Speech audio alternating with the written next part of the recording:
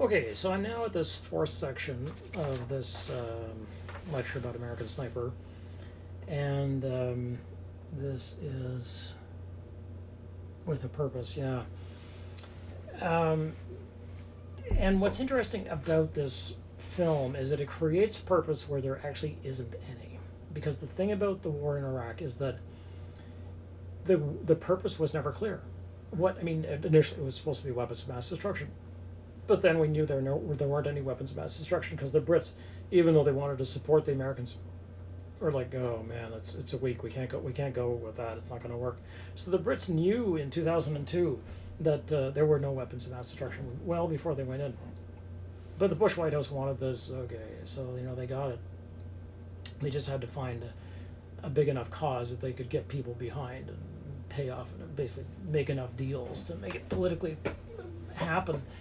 So, but what the film does is it instills purpose into the war. And the purpose is killing this evil enemy, because Mustafa is evil. He's dark. And every time you hear him or see him or whatever, there's this dark music and big booms and thunder, basically, then it's like the fear of God. The film is, in fact, quite religious. I mean, we'll see that at the very end, but then in the beginning and the middle, it's religious all over the place. So this is why. Okay, so now have a look at the first two clips here, which are quite short. Okay, so here we go. That Bible of yours, is that bulletproof? Well, the one I put in here? Yeah, I never saw you open it. I assumed. God, country, family, right? You got a God? I got a guy. You getting weird on me? That you? That's Crusader Cross. Yes, sir. Yeah. You're now the most wanted man in Iraq. The 180,000 on your head. Congrats. Well, I'll tell my wife. She might take that number right now. I understand you want to put together a direct action squad to hunt the butcher. Yes, sir. We got some intel indicating his area of operations. I want you to put the fear of God into these savages. Find his ass. Yes, sir.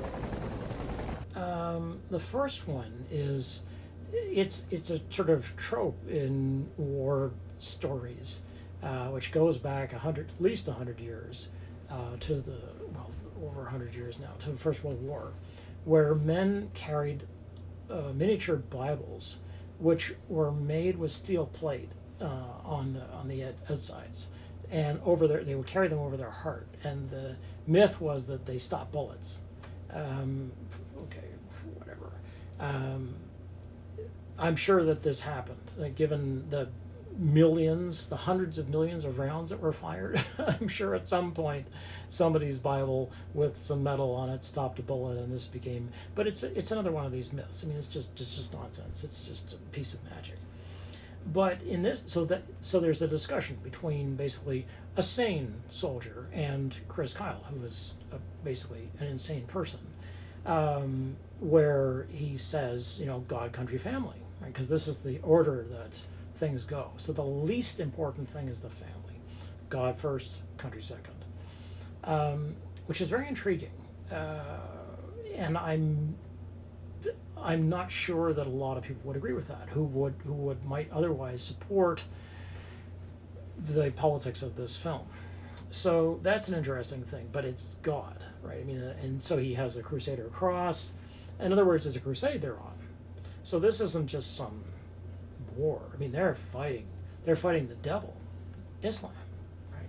And they're fighting this beautiful devil of the desert, Mustafa, who doesn't even come from where he comes from. He doesn't even come from Iraq. He's this outsider. Oh, he's Syrian. Oh, wow. At the time, there was no war in Syria. Jeez. There would be soon, though.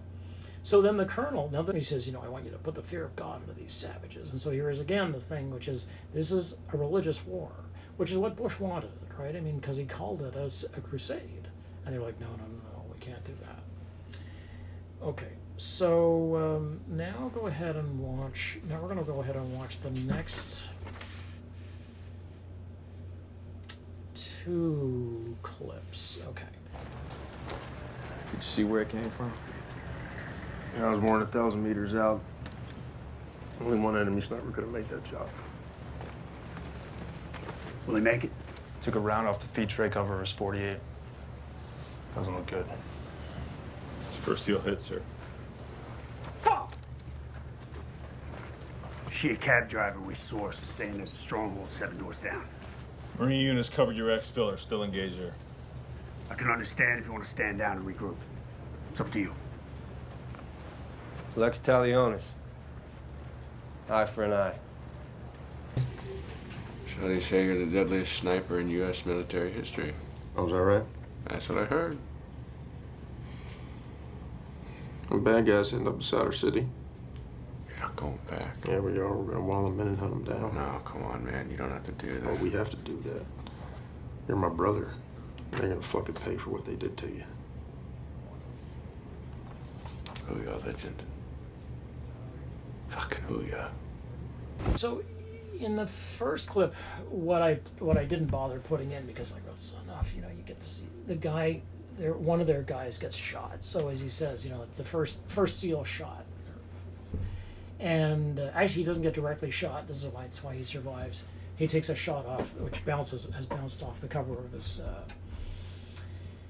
his machine gun, and which is why he actually survives it. Later, of course, it turns out he doesn't survive it, but he's blinded in one eye. Oh, okay, you know, this is very important because in the Old Testament, well, you know, what is justice? Now, remember, this goes to this concept of just war theory, right? So it's exactly what happens. So they're standing around, and basically the Godfather says, or the Godfather character from this other text, I always think of him that way, says, if you want to stand down, you know, I understand it. And they're like, oh, no, you know, we're going back in. And so one of the SEALs says, Lex Talionis. Well, Lex Talionis, Lex is law in Latin. And Lex Talionis is a phrase which means retributive justice, basically, which is an eye for an eye. So if they pluck out one of your eyes, you pluck out one of theirs, right? So you'll remember that this produces this sort of post-Old Testament Christian saying that, you know, if basically you fight if you fight that way, everybody will end up blind. Very true. But these guys are not Christian. They're fighting in the Old Testament. So how is it that these people who profess to be Christian are after Old Testament justice?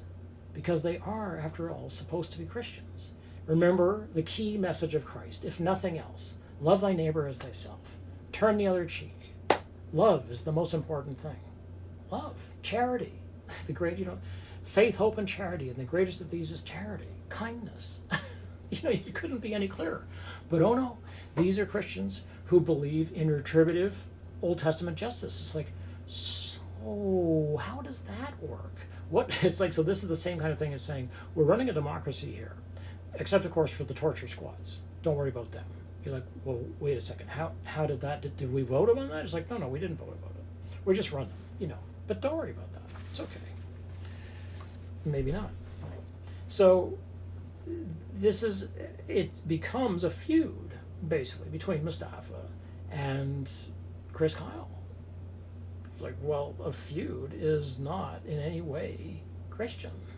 That's the point about, it's the whole point of the New Testament, is to end this kind of tribal warfare. So we then get the visit to the victim who will die later on. And he says, you have become the deadliest sniper in U.S. history. And again, we see very clearly that he has been blinded in one eye, and is the reason he can't talk properly is that some of his teeth have been shot out as well, right? That's the least of it. I mean, the fact that he doesn't survive his body doesn't survive the overall insult, basically, or the assault on the body by the bullet is very realistic. I mean, it's like, yeah, that's right. I can't remember the scene. I haven't gone back to look because the book is so horrible. It's just so badly written. It's just such junk. Anyway, okay. So, next clip. You said AQI has a sniper in the Olympics, but Iraq hasn't qualified a shooter in 3 games. Well, that's because Mustafa's not Iraqi. He's from Syria.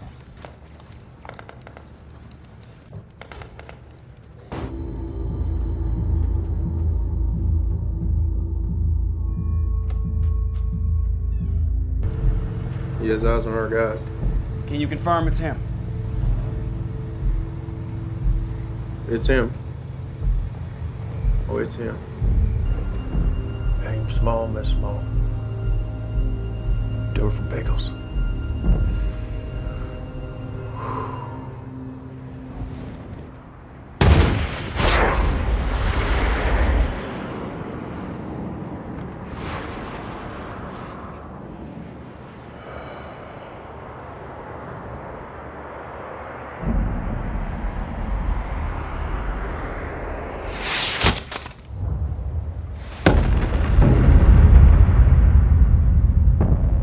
Here's what we've been looking for waiting for all along: the showdown between the bad guy and the good guy. Right? It's high noon. This is the the white hats and the black hats get out. And Mustafa's literally wearing a black do-rag. Wow, perfect.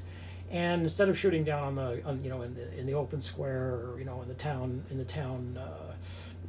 the main drag in the town in front of the saloon, they're shooting it out on the rooftops. Okay, because there's nobody up there. It's like, aha, excellent, perfect. And he says, and we see the picture that we see. There goes Mustafa, and there he is, the evil genius, the picture of him, in the Olympics. We're like, oh, we know this is our guy, as if there was somehow some doubt. People are like, I wonder if that's really him, It's like, at this point in the movie, who's it going to be, a different Mustafa. This isn't the guy, it's the guy's brother, whatever, Jesus. Oh, it's him, says Kyle. And then here comes the slow-mo shot. And this is such a war trope. I mean, there's actually a subgenre of sniper movies. Like, there are people who love war movies, and then of all the war movies, like, there's these subgenres, and one of them is sniper movies, because there are these films about snipers. And they actually made a series based on one. There's a movie called Sniper with Mark Wahlberg in it, and he plays this magical sniper, and then they made a series out of that. Okay. And so one of the classic tropes is that when you take on, so the snipers typically had duels. What happened in World War II was that you would designate people who were very good snipers or very good marksmen, or women, usually marksmen, as snipers. You say, okay, and then you put them up high where they could see, and they would do what was called Overwatch, what is still called Overwatch. So they would watch over the troops and indicate, it's like, you got trouble there, and they would start these signaling systems and so on, because they would be remote and they didn't have radios yet and all that kind of thing. So snipers are a thing. What happens is that you get a talented shooter on one side, and you're going to get a talented shooter on the other side as well, a number of them. And what became a problem was that the snipers would get caught up in hunting each other, and you'd get these sniper duels where they could no longer function as snipers because they couldn't shoot people on the battlefield. They were too busy trying to find the sniper who was killing them. This is one of these situations of sort of raising the ante in a weapons spiral, where basically if you bring high-powered weapons on the battlefield, they are going to, and then you're going to have to fight with them, and ultimately nobody really comes out ahead. But the idea of firing,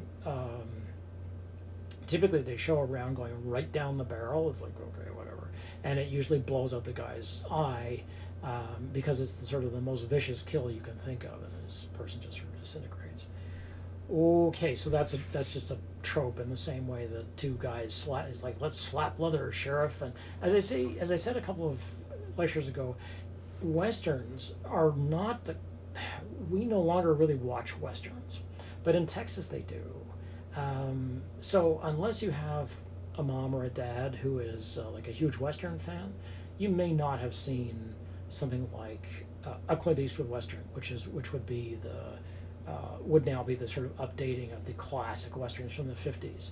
So if you want to see, the sort of retributive Old Testament justice, have a look at High Plains Drifter, which is quite the film, and it's quite surreal in many ways.